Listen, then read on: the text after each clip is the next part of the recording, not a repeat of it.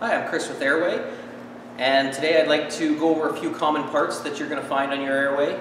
We're going to go over a few different generational models, so we're going to try and cover everybody in there, and hopefully that'll get you a little more familiar with the parts that you have on your AerWay. The AerWay flange bearings started with the AK53988-C. It comes with the locking collar that can be bought separately if lost. XB53932. It's easily recognizable as it only has one grease zerk on it. The back is open and it does require the shim plate XA53767. Around the mid-90s, AerWay went to the AK74000D. It required a threaded shaft. It comes with a lock nut, the lock nut XB56850. It's easily recognizable also as it has two grease zerks, and one of them is for a channel that provides an added barrier to keep dirt out. The back is more enclosed and does not require the XA53767 shim plate. The pillow block bearings were also an early generation of the AWF and AWS series. The original series were greasable bearing units. We can still get greasable inserts, part number XB68313. We no longer have the whole bearing assemblies. So if your housings are still good, you can replace the inserts. At that time, we also recommend that you replace the V-seals, one on either side of the bearing.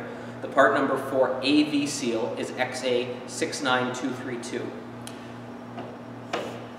Any AerWays that are still being built with pillow block bearings are being done so with XA75614, the no lube pillow block bearing. It comes as a sealed unit. The insert and the bearing housing are not available separately, and those are used on units like the AWM series and the AWATS seed box unit. The AWFT and AWST series marked the beginning of our use of the trunnion bearing. As you can see, the early models were a greasable bearing. It's a 2-inch diameter or 50 millimeter on our heavier duty units. It is a serviceable bearing with the housing being XA74732 and the washers and the snap ring being XB74708 and XB74709. The insert for the greasable trunnion bearing is XB74710. Around the middle of 2012, we went to the XA75100 no lube trunnion bearing. It has a 6-slip seal design. It's for extreme duty. It comes sealed from the manufacturer and is only available as a bearing and housing together.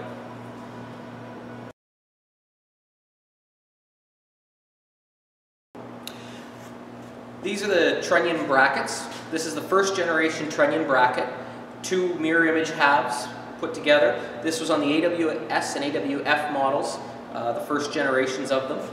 At that time there was an optional AK75262 trunnion bearing guard.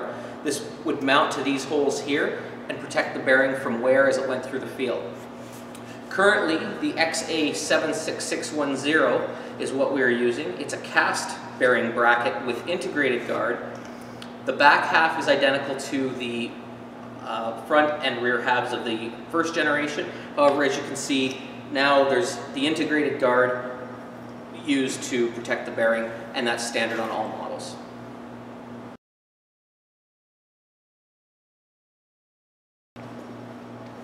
Early generation AerWays were equipped with the XB56449 C-spring.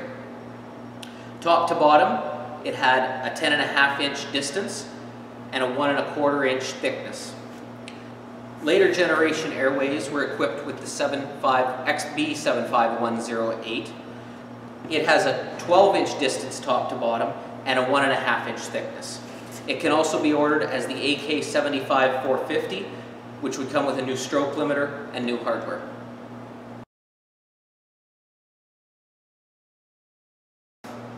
AerWay is currently using a high-quality cast tine, easily identified by the serrated-looking beveled edge. the AerWay name stamped into the side, and the sharp edge for the penetrating edge. It's easily identifiable left and right, as it has a -01 or a -02 between the bolt holes. Prior to the cast tine, AerWay used a forged shatter tine with a similar profile. It's still available as a service part, and the part number for that, left or right, is found stamped also in between the bolt holes. For smaller units in hay and pasture type markets where horsepower might be not as readily available, a 7-inch shatter tine is also available. The part number is also found stamped in between the bolt holes. Finally, the leaf tine. This tine is used primarily for manure management. It creates a larger pocket for better manure absorption, and the part number is also available in between the bolt holes.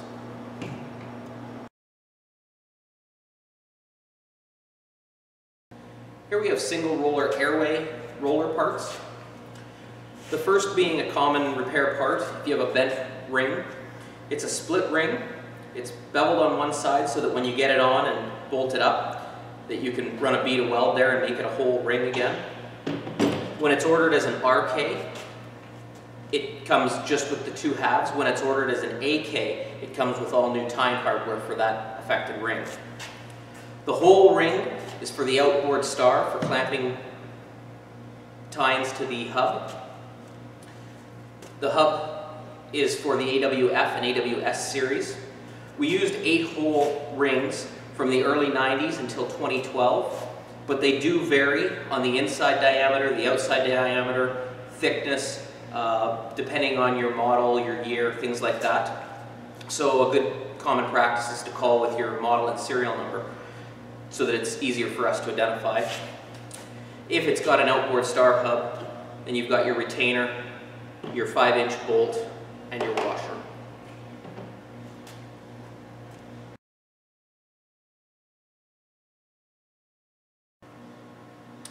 In 2006, AerWay came out with the CCT, or the close coupled tandem. It has 9-hole rings on their rollers. The split ring for that is unique to the CCT. Again, the RK would come with just the 2 halves, and the AK would come with all new hardware for the tines. The 9-hole solid ring is for clamping the tines to the 9-hole hub for the CCT. And again, the hardware to hold the outboard star on is the same. A 5-inch grade 8 bolt, a retainer, and a washer.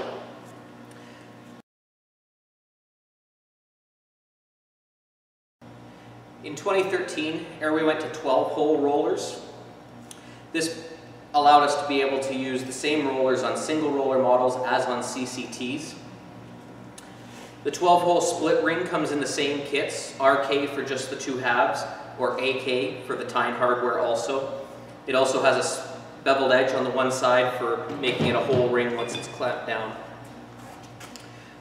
The 12-hole solid ring for clamping tines to the 12-hole hub are also available for the outboard star, and the same hardware is used for that as the 8 and 9-hole outboard star, a 5-inch grade 8 bolt, a retainer, and a washer. It's always best to call AerWay with your model and serial number, as inside and outside diameters were different based on models and years, and we can help identify those parts.